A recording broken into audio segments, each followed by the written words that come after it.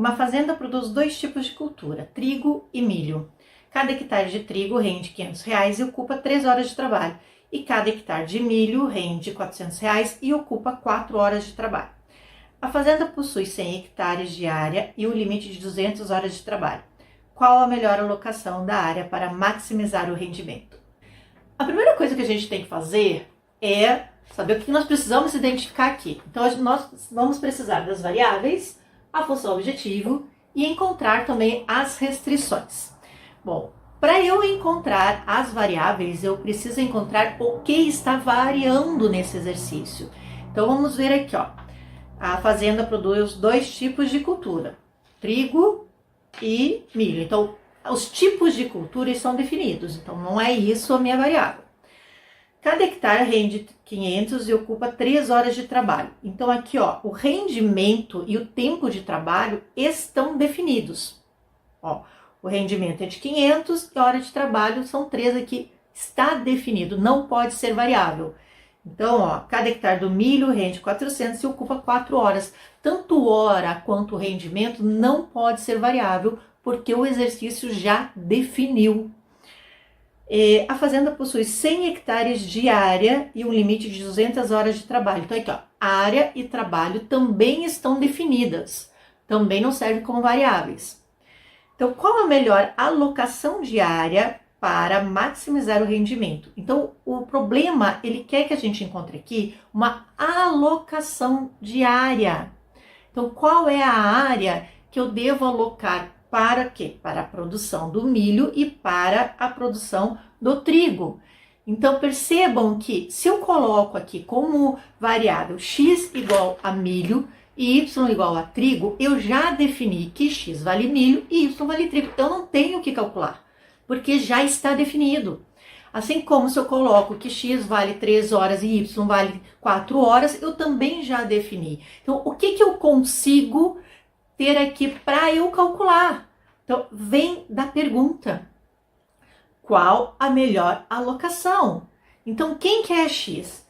X vai ser a minha alocação da área para o milho e y, alocação de área. Eu acho que no exercício está invertido. Eu vou inverter aqui, tá? Vou botar milho embaixo para ficar igual. E eu vou botar trigo aqui. Faz diferença quem é o x ou quem é o y? Se é x é milho ou trigo? Não faz diferença, desde que todas as informações você traga para a variável correta. Então, assim, pode estar invertido, não tem problema algum, tá bom? Aqui eu vou deixar igual tá a resolução de vocês. Trigo em cima, milho embaixo. Isso aí. Aí a função objetivo. O que é uma função objetivo? A função objetivo é aquilo que vai me dar ou o máximo ou o mínimo, normalmente de um rendimento, de um lucro, ou a despesa que eu quero reduzir. Então, normalmente a função objetivo está relacionada a dinheiro. Então, eu vou pegar aqui as informações relativas a valores. Sempre que tem valor, isto vai para a função objetivo, tá? Porque eu quero sempre maximizar ou minimizar rendimentos ou despesas. Então, o que ele fala de valores aqui, ó? O trigo rende R$500 e o milho R$400. Então, olha como fica fácil montar a função objetivo. Eu quero máximo, maximizar Z. Z é o que eu estou chamando de função objetivo. Então, ele deu 500 para X, 500 é o trigo. Então, eu vou multiplicar por X e 400 que é o Y. Então, o valor do trigo é 500, o valor do milho 400. Então, é só eu jogar aqui junto com as variáveis. Pronto, minha função objetivo está pronta. Agora eu preciso fazer as restrições. Então, vamos ver o que ele fala a respeito do milho e a respeito do trigo para cada uma das limitações que ele vai me fornecer aqui. Então, ele diz que cada hectare de trigo rende 500 e ocupa 3 horas de trabalho. Então, eu já sei que eu tenho uma restrição de hora de trabalho aqui, ó. Cada hectare, 404 horas de trabalho. A fazenda possui 100 hectares de área e um limite de 200 horas de trabalho. Então, ele está me dizendo aqui, ó, 100 hectares de área. Então, para eu produzir X e Y, eu vou ter no máximo 100 hectares. Então, isso aqui é a restrição de área. E esse sinal, o que que é? Menor ou igual. Por quê? Esse hectare que eu tenho disponível, eu tenho esses 100 hectares aqui disponíveis. Ele pode ser igual, ou seja, se eu somar a área que eu vou alocar para o milho e a área que eu vou somar, que eu vou alocar para o trigo, ela pode ser igual a 100? Pode. Mas ela também pode ser menor do que 100. Eu não preciso colocar essa área inteira para essa produção.